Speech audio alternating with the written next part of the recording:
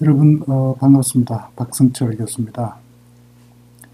이번 시간에는 정보 보안의 목표가 무엇인지, 정보 보안을 통해서 어떤 것들을 달성하고자 하는지 하는 문제하고요. 그 다음에 그 목표를 달성하기 위한 대책들이 여러 가지가 있는데 그 중에 일부에 대해서 여러분들과 같이 공부를 해보고자 합니다.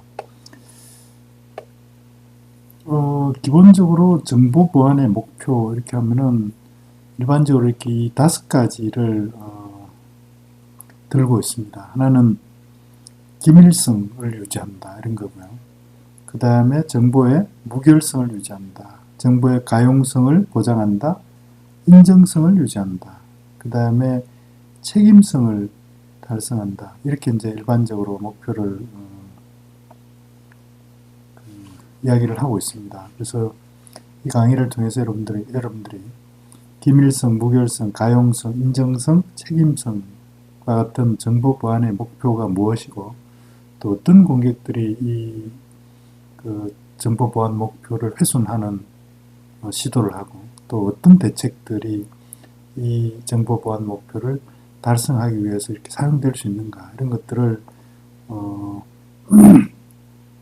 이해를 했으면 하는 그런 기대를 하고 있고요.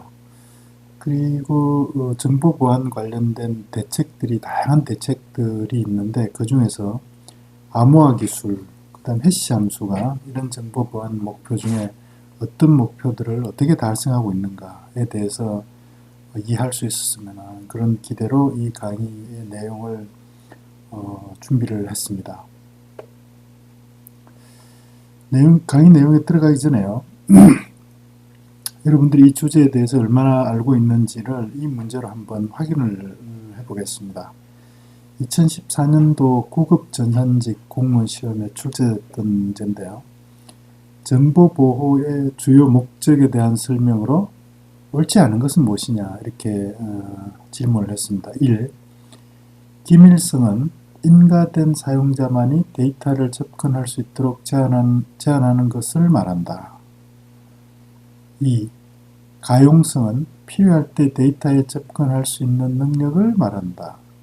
무결성은 식별, 인정 및 인가 과정을 성공적으로 수행했거나 수행 중일 때 발생하는 활동을 말한다. 4. 책임성은 제재, 부인 방지, 오류 제한, 침입 탐지 및 방지, 사후 처리 등을 지원하는 것을 말한다. 이렇게 제시를 했는데요. 어느 것이 정보 보안의 목표에 대한 설명으로 틀린 것 같습니까? 좀 구분이 가능한가요? 일단 답을 한번 선택해 보시고 이 강의를 마칠 때 다시 한번 이 문제를 가지고 한번 확인해 보는 그런 시간을 갖겠습니다. 그리고 2014년도 7급 공무원 시험에 출제됐던 문제인데요.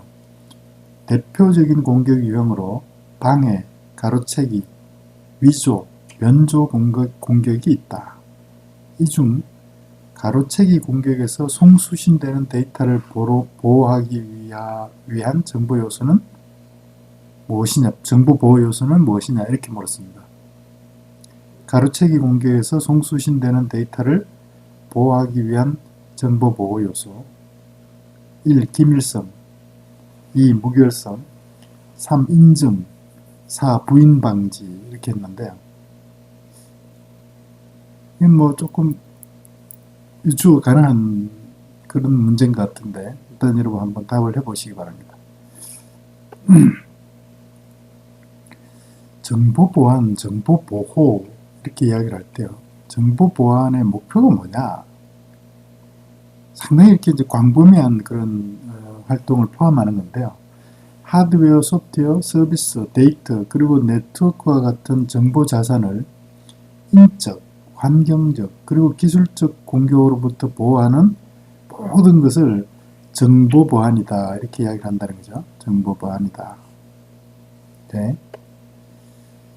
그래서 이 정보 보호의 3요소를 이렇게 정의를 하고 있습니다. 정보 보안에서 꼭 달성해야 될 3가지 요소를 이렇게 이야기하는데 그 영어의 첫 글자를 따서 이 3요소를 CIA 모델이다 이렇게 이야기를 하는데요.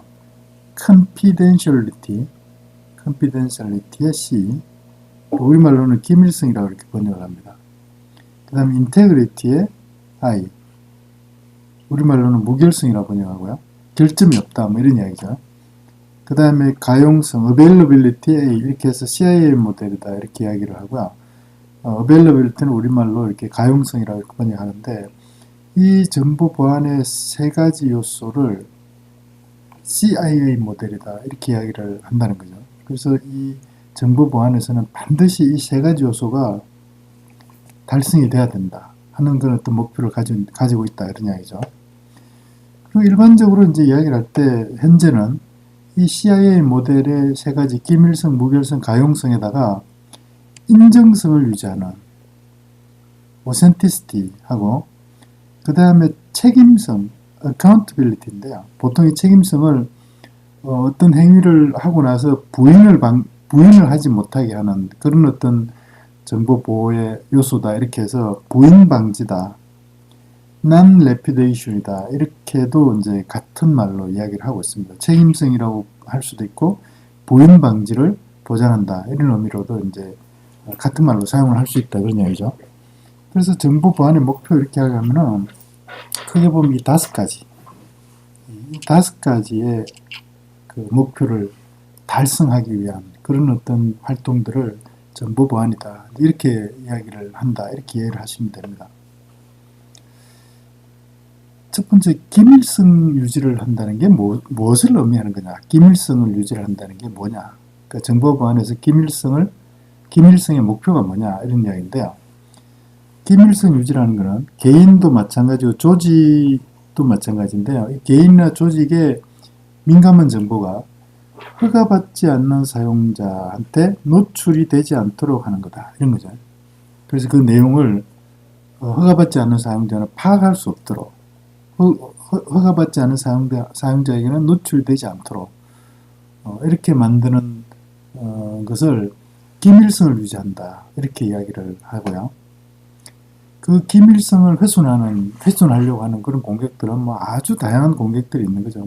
그러니까 노출하고 싶지 않은 정보를 어떻게든 의도적으로 이렇게 빼내려고 하는 그런 공격이죠. 그 정보 수집을 하기 위한 풋프린팅 공격, 스캐닝 공격, 사회공학 공격, 패스워드를 깨는 공격, 키로깅 공격, 트래픽 스니핑, 개념으로 이렇게 뭔가 정보를 훔쳐보는 공격, 로그인되어 있는 컴퓨터를 무단으로 사용하는 것, 그 다음에 인적으로 이렇게 절도하는 것, 이런 것들이 전부 다 정보의 기밀성을 훼손하고자 하는 그런 어떤 공격이다. 이렇게 이야기를 할 수 있는 거죠.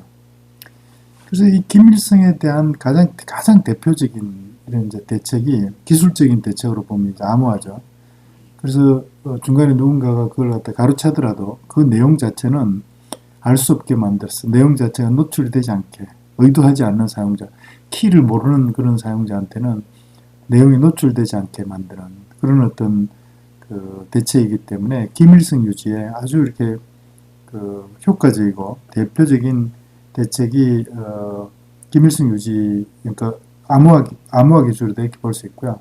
그 다음에 권한을 갖다 적절하게 잘 관리를 해서 권한이 없는 사용자한테는 사용자는 정보를 아예 접근을 못하게 만드는 접근 제어, 그 다음에 침입 탐지 및 차단, 그 다음 사용자들에 대한 적절한 교육, 물리적으로 보안을 갖다 이렇게 유지하기 위한 차단 장치, 그 다음에 어떤 법적인 그런 어떤 제도적인 장치 이런 것들이 기밀성을 유지하기 위한 그런 어떤 정보 보호 대책으로 이렇게 활용이 되고 있습니다. 그 다음에 무결성 이야기네요. 무결성이라는 게 뭐냐? 무결성을 유지한다는 게 뭐냐 이런 건데요. 개인이나 조직의 민감한 정보 또는 시스템이 허가받지 않은 사용자에 의해서 변경되지 않도록 하는 것, 이게 무결성을 유지한다 이렇게 설명을 합니다. 무결성 유지, 허가받지 않는 사용자에 의해서 정보나 시스템이 변경되지 않도록, 파일이라든지 프로그램이라든지 시스템에 있는 어떤 OS라든지 시스템의 구성 파일이라든지 이런 것들 있잖아요. 그런 것들이 허가받지 않는 사용자에서 변경되는 이런 것들이 전반적으로 이제 무결성을 갖다 이렇게 훼손하기 위한 공격이다 이렇게 볼 수 있고요. 그런 걸 방지하는 게 이제 무결성을 방어한다 이렇게 이야기를 한다는 거죠. 그래서 악성 소프트웨어에 감염이 되거나 악성 소프트웨어를 실행하거나 침투하거나 이렇게 해서 악성 소프트웨어가 파일이나 문서나 시스템을 이렇게 이제 변경하거나 훼손하는 이런 것들이 전부 다 무결성 훼손 공격이라고 볼 수 있는 거죠. 지나가는 트래픽의 패킷을 갖다 중간에서 이렇게 편집해서 자기가 조작한다든지 어떤 실행 중인 파일에 버퍼 오버플로 공격을 통해서 공격 코드를 갖다 주입한다든지 그래서 실행 코드를 변경한다 이런 것들이 다 무결성을 훼손하는 공격이라고 볼 수 있는 거죠. 명령을 주입하고 SQL문을 주입하고 마찬가지고요. 그 다음에 크로스-사이트 스크립팅 공격을 하기 위해서 허가받지 않는 그런 스크립트 코드를 갖다 이렇게 웹서버의 어떤 웹페이지 문서에다가 이렇게 주입을 저장을 한다든지 그럼 그걸 실행해서 이렇게 의도하지 않는 그런 브라우저를 갖다 브라우저 컴퓨터를 공격한다 이런 것들이 다 무결성을 훼손하는 그런 공격이다 이렇게 이제 볼 수가 있고요. 그래서 각종 시스템의 구성을 변경한다든지 시스템 정보를 수집한다든지 시스템에다가 시스템의 어떤 백도어를 위한 어카운트 같은 걸 만든다 이런 것들도 다 무결성을 훼손하는 공격이다 이렇게 이제 볼 수가 있습니다. 그래서 악성 소프트웨어를 탐지하고 제거하고 그 다음에 이 해시코드가 우리 조금 이따 설명하겠지만요. 해시코드가 어떤 파일이나 메시지에 대한 어떤 지문인데요. 지문에 해당되는 건데 지문. 그래서 파일이나 메시지에 대한 어떤 지문을 만들어 놓고 그 지문을 갖다가 이렇게 추가해서 그 메시지나 파일의 내용이 바뀌면은 지문이 변경이 되기 때문에 그래서 그 지문이 변경됐는지 안 됐는지 이런 걸 확인해서 이제 이 파일이나 메시지에 조작이 있었는지 없었는지 이런 걸 이제 판단하는 이런 게 이제 중요한 이제 무결성을 확인하는 대책이 되고요. 쉽게 이렇게 누가 침투해서 이렇게 시스템 구성 파일 같은 이런 걸 갖다 변경을 못하게 엄격하게 접근 제어를 하고 그 다음에 실행 코드 명령 주입, SQL문 주입 공격에 대한 어떤 대책들, 크로스-사이트 스크립트 공격에 대한 대책들, 그 다음에 교육 훈련 이런 것들이 이제 무결성 유지를 위한 중요한 보안 대책이 된다 이렇게 설명을 드릴 수가 있습니다. 그리고 이제 가용성 유지인데요. 가용성, availability인데 개인이나 조직의 정보 자산에 대해서 허가받은 사용자는 정상적인 사용자죠. 허가받은 사용자는 정상적으로 항상 접근을 할 수 있도록 이렇게 보장하는 성질, 이런 성질을 가용성을 유지한다, 가용성을 보장한다 이렇게 이야기를 합니다. 그래서 이 가용성을 훼손하는 공격 중에 이제 가장 대표적인 게 도스 공격, 디도스 공격 이런 건데요. 그 서버나 시스템 서비스를 못하게 그 정상적인 사용자가 그 정보 자산을 사용할 수 없게 만드는 거니까 정상적으로 접근할 수 없도록 만드는 거니까 당연히 가용성을 훼손하는 공격이다 이렇게 볼 수 있고요. 물리적으로 뭔가를 고장을 낸다든지 이런 것들도 가용성을 훼손하는 공격이다 이렇게 볼 수 있는 거죠. 그래서 가용성을 유지하는 대책에 이렇게 가장 중요한 게 도스나 디도스 공격에 대한 대책이다 이렇게 볼 수가 있습니다. 그리고 그 시스템이나 네트워크에 대한 고장을 공격자 침투해서 고장을 내지 못하도록 엄격하게 이렇게 접근 제어를 하고요. 그 다음 또 물리적인 공격에 대한 보안 대책 이런 것들도 가용성 유지에 상당히 중요한 대책이다 이렇게 설명을 드릴 수가 있습니다. 인정성 유지, authenticity인데 authenticity. 개인이나 조직의 정보 자산을 접근하는 사용자와 그걸 접근하려고 하는 사용자하고 어떤 또 그걸 접근하는 장치 있으면 장치도 마찬가지인데 그런 장치 사용자나 장치의 신원 정보가 아이덴티티가 실제로 이렇게 원래 내가 누구다 하고 이렇게 주장했던 실제 실체 사용자 또는 장치하고 일치함을 보장하는 것을 인정성을 보장한다, 인정성을 유지한다 이렇게 이야기를 하는 거죠. 그러니까 내가 누구다 하고 주장은 했는데 실제로는 뭐 다른 사람이 이렇게 접근을 한다든지 이러면은 사실 인정성이 훼손이 되는 거죠. 네.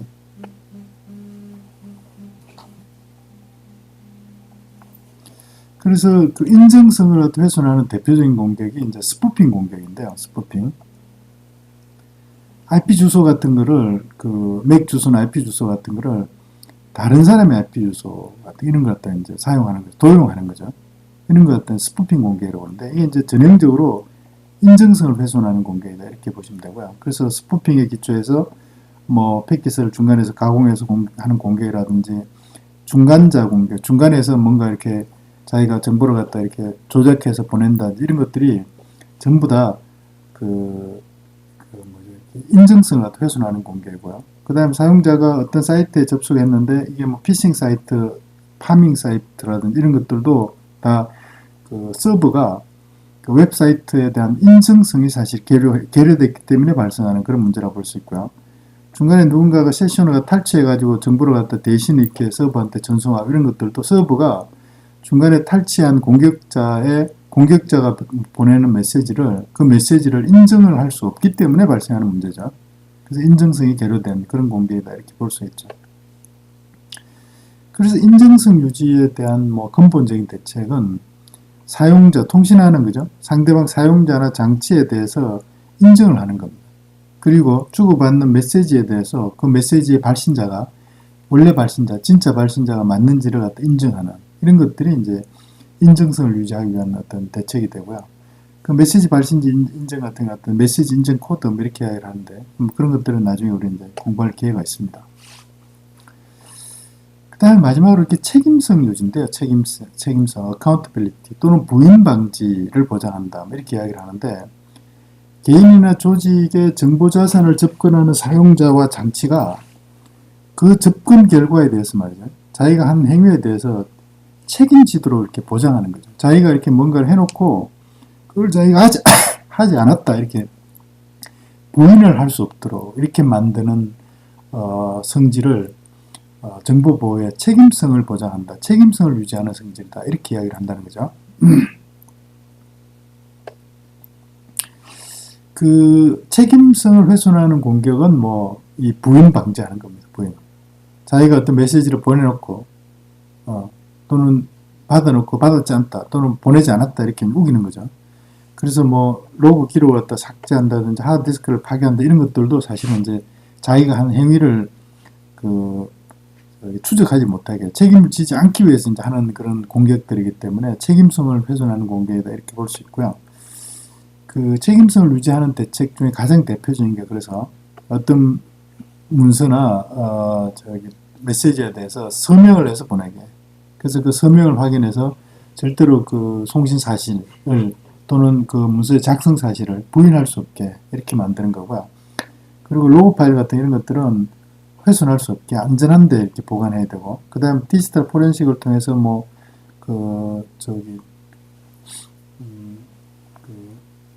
정부 자산에 대해서 어떤 이루어진 그런 어떤 공격 사실을 추적하는 그런 활동들, 그 다음에 감시 카메라 같은 이런 것들도 다 책임성을 유지하기 위한 대책이다 이렇게 설명을 드릴 수가 있습니다. 지금까지 설명드린 게 정보 보호에 또는 정보 보안의 목표에 관한 이야기를 설명을 드렸고요. 이제 정보 보안 이렇게 하면은 그런 어떤 목표로 정보 보호, 정보 보안의 목표를 달성하기 위한 어떤 대책들인데요. 대책들이 그 기술적인 대책도 있을 수 있고 관리적인 대책도 있을 수 있고 또 그 운영적인 그런 대책도 있고 여러 가지 대책이 있을 수 있는데, 기술적인 정보 보안 대책을 보면은 그 기술적인 정보 보안 대책을 이렇게 그룹으로 나눠보면 크게 이렇게 나눌 수가 있습니다. 가장 대표적인 게 이제 데이터를 암호한다 이런 거고요. 그 다음에 또 데이터를 해싱하는 기술도 정보 보안 대책으로 아주 중요한 대책으로 이렇게 적용이 되고 있고요. 그 다음에 메시지를 인정한다, 인정할 수 있게 만드는 기술, 그 다음에 디지털 서명 기술, 그 다음에 사용자 인증 기술, 접근 제어 기술, 그 다음에 침입 탐지 방지 기술, 이런 것들이 대표적이고 아주 잘 알려져 있고 현재 가장 많이 사용되고 있는 그런 정보 보안의 기술적인 대책이다. 이렇게 설명을 드릴 수 있는데 이번 시간에 여기에 대해서 다 설명을 드리기는 좀 힘들고요. 몇 가지만 한번 보겠습니다. 암호화 기술이 뭐냐 이런 건데 암호화 기술. 암호화를 통해서 기밀성을 유지를 할 수 있다. 그러니까 기밀성 유지의 가장 대표적인 기술이 이제 암호화 기술이다. 이렇게 물론 암호화가 기밀성 유지에만 이렇게 적용되는 건 아닙니다. 조금 이따 보겠지만. 그래서 암호화를 통해 기밀성 유지를 한다는 게 뭐냐면 수학적 알고리즘을 적용해서 저장되거나 또는 전송 중인 민감한 정보가 원하는 사용자에게 노출되지 않도록 보장하는 그런 기술을 암호화 기술이다. 이렇게 이야기를 하죠. 그래서 이제 암호화를 하면은 패스워드 파일 같은 걸 이렇게 복제를 하더라도 패스워드 파일이 암호화되어 있으면 사실은 패스워드 같은 걸 알아낼 수는 없는 거죠. 그죠? 그런 대체. 그 다음에 키 로깅 같은 경우에도 키가 입력되자마자 바로 암호화하면은 중간에서 키 입력값을 가로채더라도 공격자가 내용을 알 수 없는 거잖아요. 그리고 트래픽 스니핑도 마찬가지죠. 네트워크에서 지나다니는 트래픽을 중간에 스니핑 하더라도 암호화가 되어 있는 트래픽 같으면은 스니핑 해봐 아무런 소용이 없는 거죠. 왜냐하면 내용을 알 수 없으니까요. 그래서 이 암호화가 기밀성 훼손을 위한 방어 대책으로 아주 이렇게 중요한 대책이 되고 있다. 이렇게 설명을 드릴 수가 있는데, 암호화가 꼭 이렇게 기밀성 유지에만 적용되는 그런 기술은 아닙니다. 그래서 어떤 암호화된 메시지를 복구를 한다는 것은 송신자와 수신자가 동일한 키를 사용한다 이런 이야기잖아요. 그래서 수신자 입장에서 보면은 이 메시지는 나하고 같이 키를 알고 있는 그 사용자가 나한테 그 송신자가 보낸 메시지가 맞구나 이렇게 인정을 할 수 있다는 거죠. 그죠? 이런 인증 방식을 프리키 쉐어드 기법이다 이렇게 이야기를 하는데 사전에 키를 공유함으로써 공유하고 있고 그 다음 키 공유한다는 사실을 확인해서 인정을 한다 이런 이야기가 그래서 사전 키 공유 인정이다 이렇게 이제 표현을 하는 거죠. 그래서 암호화 키를 서로 공유하고 있다는 사실을 확인해서 이거는 나하고 같이 암호화 키를 공유하고 있는 그 송신자가 보낸 메시지가 맞다 이렇게 인정할 수 있다는 거죠. 그래서 이 암호화를 통해서 인정성을 훼손하는 공격을 방어할 수 있는데 중간자 공격이라든지 세션 하이제킹 공격에서 누군가가 중간에 송신자가 보내는 일반 정상적인 사용자가 보내는 그런 어떤 메시지를 중간에서 가로채 가지고 그걸 갖다 조작한다든지 자기가 대신 뭔가를 갖다 이렇게 하려고 하는 그런 공격이 이렇게 사전에 공유하고 있는 그런 키를 알지 못하면은 그렇게 보낼 수가 없는 거죠. 왜냐하면은 키를 모르면은 수신자가 이렇게 송신자가 보내는 그런 메시지를 자기가 조작할 수가 없는 거잖아요. 그래서 이런 공격을 갖다 방어할 수 있는 그런 어떤 대책이 되고 있고요. 또한 이 암호화를 통해서 책임성을 유지하는 그런 대책도 사실은 되고 있는데 이거는 이제 공개키 암호화를 좀 이해를 해야 되는데 조금만 설명을 드리면은 송신자가 메시지나 메시지 일부를 송신자의 고유한 암호키 이게 이제 공개키 암호화에서 사실은 개인키인데 개인키로 암호화에서 보내라고 이렇게 이제 요청을 하고요. 그 다음에 추후에 그러면 이제 수신자는 그걸 갖다가 송신자의 공개키로 이제 복구를 해서 이렇게 사용한다고요. 근데 나중에 그 메시지를 송신자가 내가 보낸 게 아니다 이렇게 해도 그렇게 부인을 할 수 없다는 거예요. 왜냐하면 자기만 고유하게 알고 있는 자기의 개인 키로 암호화해서 보냈다는 사실을 증명이 가능하기 때문에 그래서 이렇게 부인을 할 수 없게 만드는 이런 부인 방지, 책임성 유지에도 암호화 기법이 활용이 되고 있고요. 이런 기법, 암호화 기법의 이런 성질을 이용하는 그런 기술이 뭐냐면 사실은 디지털 서명 기술입니다. 나중에 우리가 이제 디지털 서명에 대해서는 자세히 공부할 기회가 있는데 어떤 메시지에 대해서 자기의 개인 키로 암호화해서 보내고 수신자는 그 송신자의 공개 키로 그 메시지를 수신해서 이렇게 사용하는 그런 기법이 사실은 디지털 서명 기술이거든요. 디지털 서명. 그래서 그 디지털 서명이 암호화 기술에 기초하고 있다. 좀 구체적으로 말하면 공개키 암호화 기술에 기초하고 있다. 이렇게 얘기를 하시면 되는데 자세한 내용은 우리가 다음에 또 공개키 암호화 공부할 때 자세한 내용은 공부할 기회가 있습니다. 그래서 이 암호화를 통한 책임성 훼손 방지는 뭐 당연히 부인 공격을 방지하는 거죠. 부인을 못하게 만드는 거죠. 오케이? 그래서 이 암호화 기술을 이야기를 할 때 사실은 이제 우리가 그 좀 잘 알아야 되는 그런 문제가 이 키를 말이죠. 키를 분배하는 문제인데요. 키 분배 문제. 그래서 암호화 키를 어떻게 쉽고 안전하게 이렇게 서로 이렇게 키를 분배할 건가 이게 이제 상당히 중요한 문제가 됩니다. 근데 이런 부분을 우리가 이제 공부를 좀 해야 되는데 암호화 키 분배 문제 분배 기술은 크게 보면 두 가지가 있는데 하나는 중앙에 있는 서버가 그 사용자들을 대신해서 키를 갖다 이렇게 분배해주는 그런 기법인데 대표적인 게 이제 커베로스라는 건데요. MIT에서 만든 커베로스라는 시스템인데 아마 커베로스를 들어본 사람도 있고 그렇지 않은 사람도 뭐 있겠지만은 중앙에 있는 서버가 송수신자를 대신해서 키를 갖다 이렇게 분배해주는 그런 기법이고요. 또 하나는 이제 송수신자가 그 어떤 프로토콜을 통해서 키 교환 프로토콜을 통해서 키를 서로 이렇게 분배를 하는 건데 그 대표적인 알고리즘이 이제 공개 키 암호화의 알고리즘이 상당히 유명한 알고리즘인데요. DP 헬먼 기법인데 그래서 이거는 이제 중앙 서버 없이 송수신자가 서로 이렇게 대칭키 암호에 사용할 키를 갖다 이렇게 분배하는 그런 기법인데 자세한 내용은 우리 이제 공개키 암호에서 DP 헬먼 키 교환 프로토콜을 공부할 때 그때 자세히 공부를 하도록 하고 암호화에서는 그래서 이 키 분배 문제에 대해서 잘 이해를 해야 된다. 이런 정도는 이해를 하고 넘어갔으면 좋겠습니다.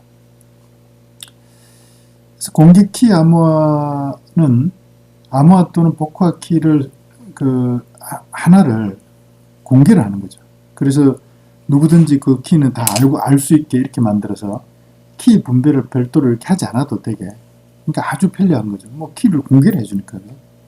그래서 정보 보안의 그 책임성 유지 목표를 이제 쉽게 달성할 수 있게 이렇게 만들어주는 이제 공개키 암호화 기술이다 이런 이야기고요. 근데 이 공개키 암호화에 상당히 중요한 또 이렇게 그 사전 전제가 있잖아요. 그 어떤 사용자의 공개키가 진짜 그 사용자의 공개키가 맞는지 안 맞는지를 사실 확인하는 게 필요하거든요. 누군가가 제가 이제 박승철 교수인데요. 자기 키, 그러니까 공개자가 말이죠. 자기 공개 키를 갖다 알려주면서 야, 이 키가 박승철 교수의 키니까 이 키로 암호화해서 나한테 메시지를 보내. 이렇게 이제 그 요청을 한다는 거죠. 그러면은 그 요청받은 사용자가 박승철 교수 그러니까 뭐 믿을 수 있는 사람이니까 그 사람의 공개 키를 써서 내가 정보를 암호화해서 보내면 되겠다. 이렇게 해서 보내는데 사실은 공격자가 자기 공개 키를 박승철 교수의 공개 키로 사기를 쳐서 이렇게 보낼 수 있다는 거죠. 근데 이제 그 송신자 입장에서는 이게 진짜 박승철 교수의 공개 키가 맞는지 안 맞는지 이런 걸 확인하기가 쉽지 않다는 거죠. 그죠?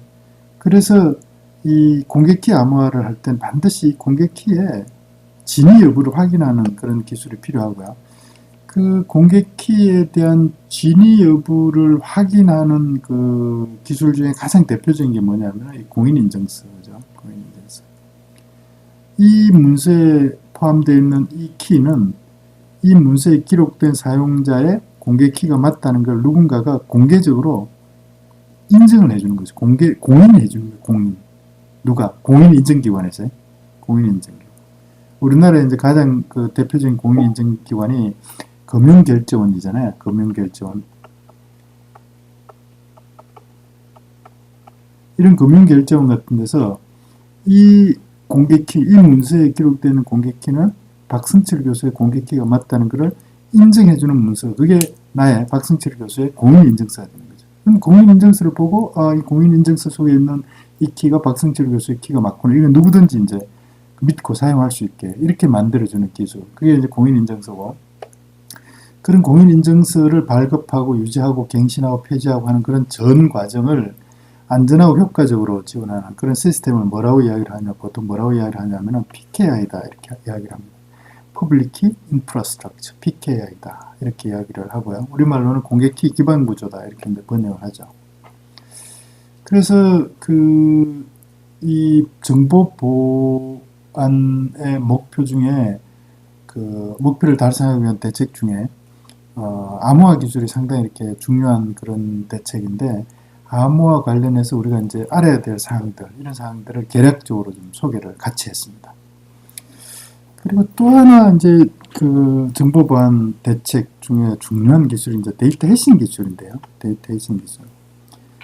이메일 데이터에 대해서 이게 파일이 될 수도 있고 문서가 될 수도 있고 뭐 메시지가 될 수도 있는데, 여기에 대해서 지문에 해당되는 충분히 짧고 고유한 값을 만들어내는 그런 기술을 데이터 해싱 기술이다 이렇게 이야기를 하고 그 결과 값을 해시 값이다 또는 해시 코드다 이렇게 이야기를 합니다. 그래서 추후에 이 사용자는 데이터 지문에 해당되는 이 해시값 확인을 통해서 원본 데이터가, 이게 이제 해시값이 지문에 해당되기 때문에 원본 데이터가 훼손이 됐는지 안 돼, 무결성이 유지가 되고 있지 않는지 이런 것들을 확인할 수 있다는 거죠. 만약에 나중에 원본 데이터를 갖다 다시 원본 데이터인 줄 알고 다시 해시값을 계산해 봤는데, 그 해시값이 원래 원본 데이터에 대해서 계산한 해시값하고 다르더라. 그러면은 무조건 이거는 원본 데이터가 훼손됐다 이렇게 판단해도 된다는 거죠. 왜냐하면 해시코드가, 해시값이 지문 역할을 하고 원본 데이터가 변경이 되면은 그 지문에 해당된 해시값은 반드시 이렇게 다른 해시값이 나오는 거거든요. 그래서 무결성 유지 여부를 확인하는데 아주 중요한 기술로 이렇게 이 해시 기술이 사용되고 있다 이렇게 이야기를 하시면 되고, 그래서 악성 소프트웨어 등에 의해서 파일이 변경됐다든지 이러면은 원래 원본 파일의 해시코드하고 변경된 파일의 해시코드하고 비교해 보면은 뭐 당연히 그거는 다를 테니까요. 그래서 그런 것들을 갖다 그런 사실을 파악하는데 상당히 중요한 기술이 되고 있고, 중간자에 의해서 누군가가 편집해서 이렇게 보내는데 원래 원본 송신자가 보낸 데이터에 대한 해시값하고 중간에 이렇게 편집된 패킷에 대한 해시값이 다르기 때문에 수신자 입장에서 보면은 그 두 개만 비교해 보면 금방 이렇게 이 메시지가 중간에 훼손이 됐는지 안 됐는지를 파악할 수 있다는 거죠. 이런 구체적인 사항은 나중에 이제 메시지 인증 코드를 공부할 때 이제 또 다시 공부할 건데요. 어쨌든 이 데이터 해싱이 어떤 메시지나 파일에 대해서 해시값, 메시지 지문을 만드는 그런 기술이고, 그 지문을 비교함으로 인해서 원본 데이터하고 중간에 이렇게 조작된 훼손된 데이터하고 이렇게 훼손된 여부를 이렇게 판단할 수 있는데 아주 이렇게 중요한 그런 기술로 사용이 되고 있다 이렇게 이해를 하시면 되고요. 그래서 이제 이 데이터 해싱을 통해서 단지 기밀성 훼손만 이렇게 방어하는 게 아니고요. 데이터 해싱을 통해서 기밀성 유지에도 이렇게 많이 이렇게 활용을 하고 있습니다. 예를 들면은 이제 패스워드를 패스워드 파일에 저장할 때 암호화해서 저장하는 대신에 이제 해싱을 해서 저장을 이렇게 하거든요. 그러면 이제 지문에 해당되는 그런 이제 패스워드 값이 이제 패스워드 파일에 저장이 되겠죠. 그러면은 지문으로부터 원래 패스워드는 절대로 이렇게 추론이 불가한 그런 이제 성질을 이용해서 아무리 패스워드 파일을 갖다 누군가가 이렇게 어떤 공개를 통해서 입수를 하더라도 그 패스워드 파일에 있는 해시 값으로부터는 절대로 이 패스워드 정보를 추출하지 못하게 이렇게 보장하기 때문에 패스워드 파일에서 패스워드에 대한 기밀성이 이렇게 유지가 되도록 이렇게 이제 만들어준다 이런 거고요. 그 다음에 그러니까 사용자 인증 기법 중에 특히 이제 원격지 사용자 인증 기법 중에 많이 쓰는 게 서버가 송신자한테, 클라이언트한테 임의의 숫자, 매번 바뀌는 그런 임의의 숫자에 해당되는 넌스 값을 이렇게 주고, nonce 값하고 클라이언트가 nonce 값하고 자기가 알고 있는 패스워드하고 두 개를 해싱을 해서 그 결과값, 해시 값을 서버한테 이렇게 전달하는 이런 이제 그 기법을 많이 쓰거든요. 이런 기법을 챌린지 리스폰스 기법이다 이렇게 이야기하는데요. 챌린지 응답 기법. 나중에 우리 이제 사용자 인정할 때 이제 자세하게 이제 공부를 할 텐데 챌린지 응답 기법이다 이렇게 이제 이야기를 하는데 이때 그 네트워크에 지나다니는 그런 네트워크상에서 요 해시값을 그 중간에서 스니핑 하더라도 요 해시값으로부터 패스워드하고 이 넌스를 절대로 추출해낼 수 없도록 이렇게 이제 보장을 한다. 그래서 그 스니핑 하더라도 해시된 그런 어떤 패스워드 값으로부터 원래 패스워드 값을 절대로 추론하지 못하게 이렇게 만들어주기 때문에 기밀성 유지에 상당히 이렇게 좋은 대책이 된다 이렇게 설명할 수 있고요. 데이터 해싱을 통해서 또 인정성 유지에도 많이 이렇게 데이터 해싱 기술을 적용하는데요. 그러니까 이제 앞에 내가 설명한 것처럼 서버가 전송한 그런 임의의 숫자인 nonce하고 패스워드를 해시값을 그 패스워드 해시값을 서버에 전송하잖아요. 그러면은 이 해시값이 중간에 네트워크 스니핑을 수행하는 공격자한테 노출이 되더라도 그 패스워드는 절대로 이렇게 해시값으로부터 패스워드를 추출을 못하기 때문에 패스워드에 대한 노출도 방지가 되고 그 다음에 요 nonce 값이 있잖아요. nonce 값이 서버 입장에서 보면 매번 다른 nonce 값을 보내주거든요. 다른 nonce 값. 그러니까 이 nonce하고 패스워드에 대한 해시값을 누군가 도청했다가 나중에 다시 재사용을 하려고 해도 재사용을 할 수 없다. 왜냐하면 매번 요 nonce 값 이게 이제 바뀌기 때문에 서버가 클라이언트한테 보내주는 nonce 값이 바뀌기 때문에 그래서 그 중간에 스니핑 해가지고 그 해시값을 가지고 나중에 다시 인정 시도를 하는 경우 이런 경우를 어떤 재현 공격이다 이렇게 이야기를 하는데요. 리플레이 어택이다 이렇게 이야기를 하는데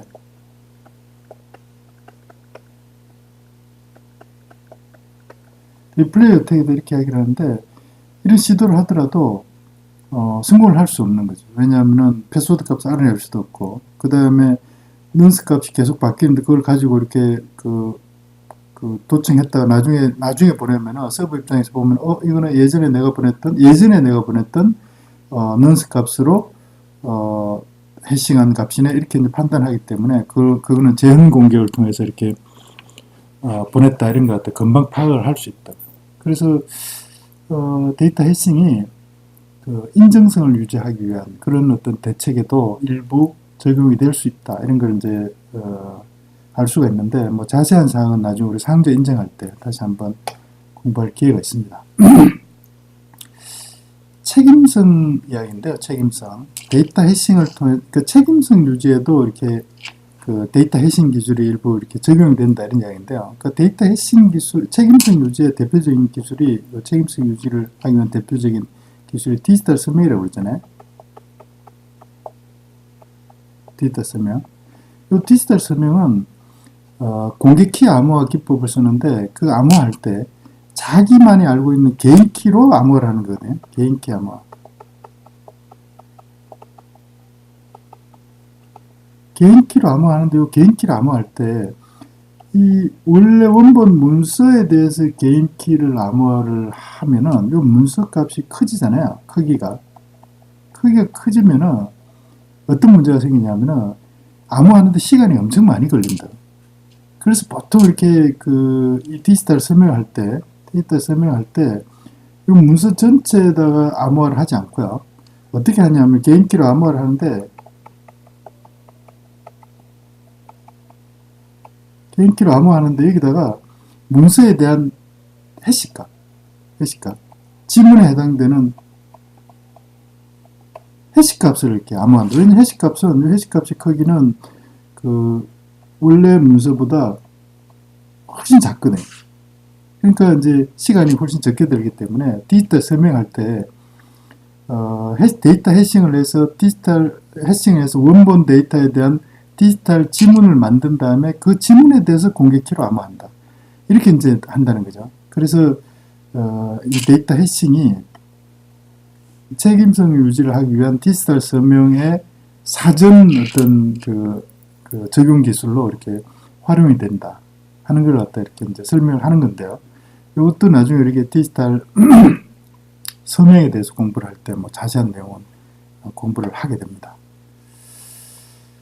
그래서 이렇게 그 해시 함수도 무결성 유지, 그 다음 무결성 유지, 인정성 유지, 책임성 유지 이런 데 이제 다 응용이 되는데, 그렇게 응용이 되기 위해서 반드시 유지가 돼야 될 성질이, 해시 함수가 반드시 유지해야 될 성질이 세 가지가 있습니다. 그 세 가지 성질에 대해서 좀 이렇게 소개를 하고 넘어가는 게 좋을 것 같은 게, 여러분들 나중에 이제 해시 함수에 대해서 이러이러한 그 성질에 대해서 공부를 해야 되겠구나 하는 것 같다 이제 이해하는 데 도움이 될 것 같아서 조금만 설명을 하고 넘어가겠습니다.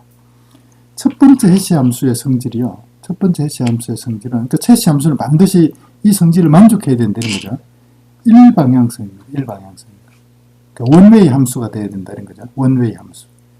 일방향성, 다른 말로 역상저항성이다 이렇게 이야기해요. 역상이라는 게 프리이미지의 한자로 이렇게 번역한 건데, 역상, 프리이미지.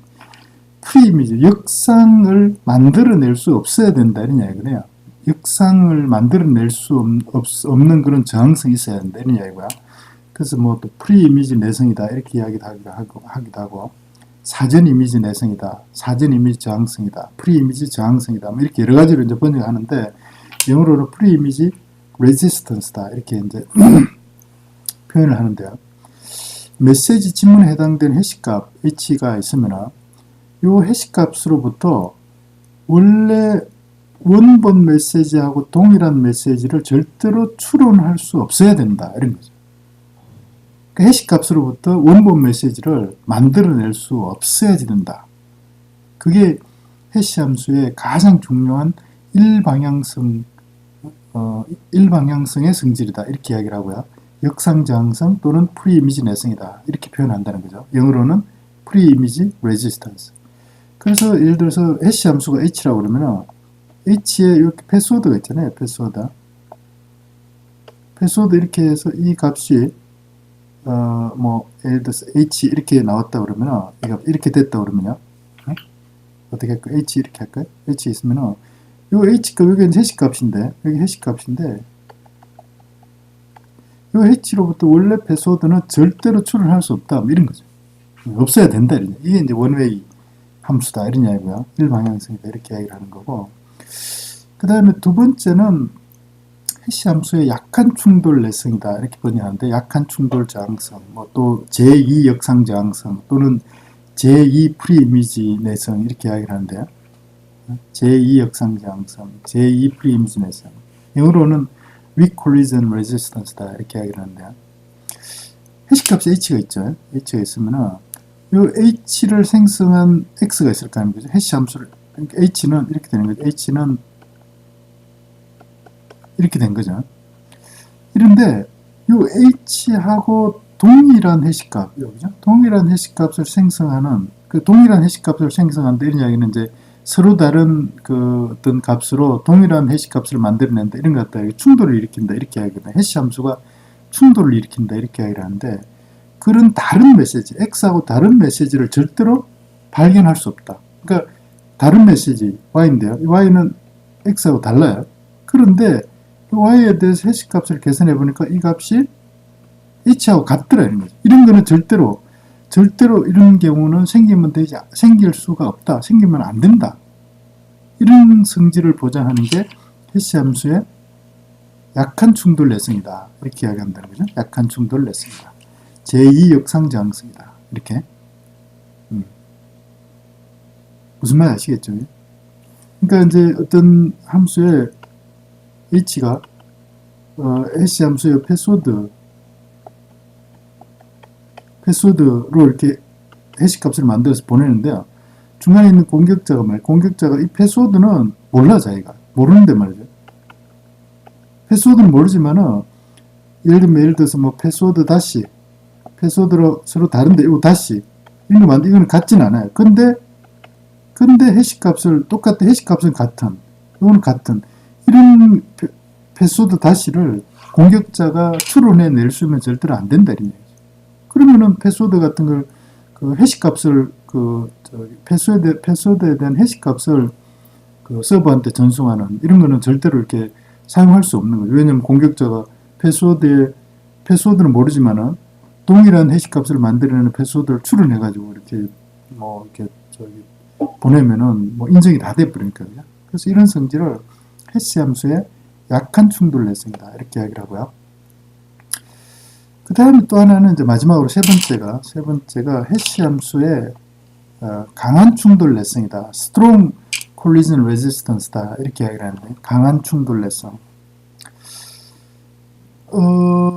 어떤 한 메시지가 서로 다른 메시지가 있어요. X하고 Y가 서로 달라요. 어쨌든 다른데, 근데 이 X에 대한 해시값하고 이 두 개가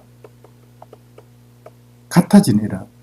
결과적으로 서로 다른 메시지의 해시값을 구해보니까 같아지는, 이런 두 개의 XY와 서로 다른 메시지를 발견할 수 있으면 절대로 안 된다, 이런 얘기죠. 그 성질이 뭐냐면은 데이터 해시 함수의 데이터 해싱의 강한 충돌 내성이다, 이렇게 이야기를 하는데요. 요 세 가지 성질이 왜 필요한가, 이런 거는 좀 더 이렇게 이론적으로 좀 이렇게 자세히 좀 설명이 필요한데요. 그거는 나중에 우리가 해시 함수를 공부할 때 또 자세히 이렇게 공부를 하도록 하겠습니다. 그래서 이 해시 함수가 정보 보안에 기밀성 유지, 인정성 유지, 무결성 유지에도 무결성 유지를 위한 대책에도 활용이 되고 있다 하는 거는 알고 이렇게 넘어갔으면 좋겠다, 이런 거죠. 그래서 여기까지 정보 보안, 정보 보호의 목표, 또 정보 보호에서 달성하고자 하는 성질 5가지 하고요. 그 다음에 그 목표를 달성하기 위한 대책, 기술적인 대책 중에 암호화 기술과 해싱 기술에 대해서 이제 설명을 드렸는데, 다시 한번 그 처음에 시작할 때 제시했던 문제를 다시 한번 풀어보겠습니다. 정보 보호의 주요 목적에 대한 설명으로 옳지 않는 것은 무엇이냐, 이렇게 물었습니다. 기밀성은 인가된 사용자만이 데이터를 접근할 수 있도록 제한하는 것을 말한다. 가용성은 필요할 때 데이터에 접근할 수 있는 능력을 말한다.